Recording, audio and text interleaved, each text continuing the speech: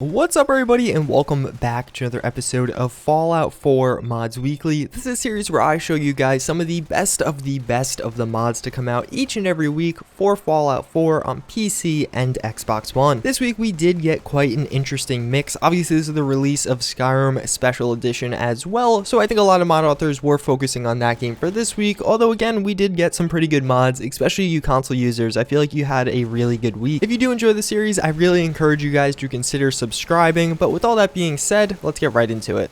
So the first mod I do want to show you guys is the AK-74. So this is an interesting weapon mod, I guess. It's not really a weapon mod, it's more like weapon mods. What this actually adds in is 4 standalone weapons, so the AK-74M, 74, 74U, and 104. Each of these have minor differences, and all around, it's not a mod with a lot of polish, but it definitely is a mod with a lot of features. All these guns kind of have their own little upgrade paths, so one of them is more of a machine pistol SMG style gun, another one is meant to be more like of a Spec Ops kind of gun with a higher caliber and a ton of different paint jobs. Then one you could kind of upgrade into an RPK as I did in this video. And then of course you have a normal AK-74, which is kind of just, you know, a normal assault rifle. It's a pretty cool mod. Again, it definitely works well in the world and it definitely gives you a lot of variety among the AK platform. This is a system of weapons that has a lot of different features and functionality, and I feel like this is one of the best mods to actually encapsulate that and show you. The only thing really missing would be some of the kind of sniper or DMR rifles that potentially are possible with some of the AKs. But otherwise, if you want something fully automatic that's close range, medium range, short range, this is the mod for you.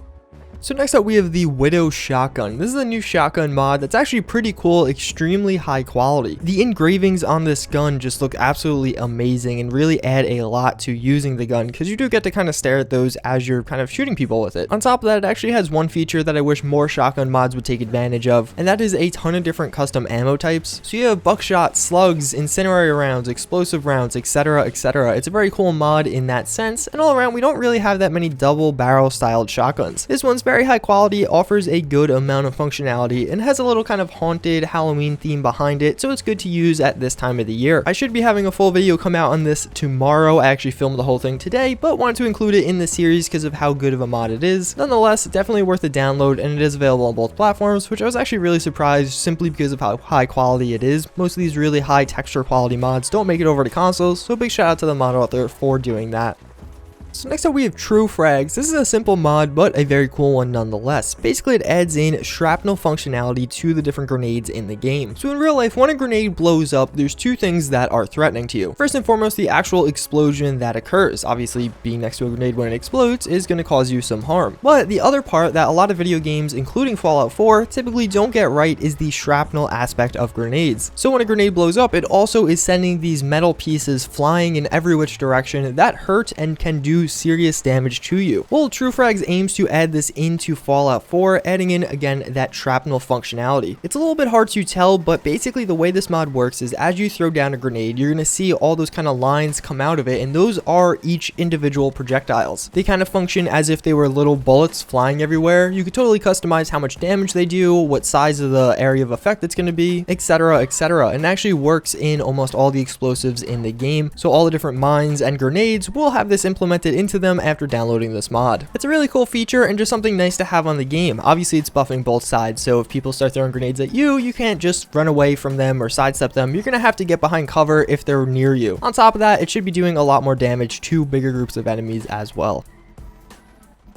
So next up we have the Laser RCW. This is adding in the famous gun from Fallout New Vegas, and actually I think fits really well into Fallout 4. We don't have great submachine guns in the game. Obviously you have the automatic laser pistol, but I feel like this is just a cooler rendition of that gun. Basically it's a modified Tommy gun frame meant to shoot, you know, different lasers. There isn't a ton in the way of weapon customizability, but it pretty much has everything you would really want it to be a functioning weapon. All around it's pretty cool, a pretty straightforward gun again nonetheless. It definitely gets down that inaccuracy factor because, you know, you kind of have to spray and pray with this gun when using it. Although that might not be the most ideal for everyone, I kind of like it, and I think it just makes it a pretty cool and fun gun to use.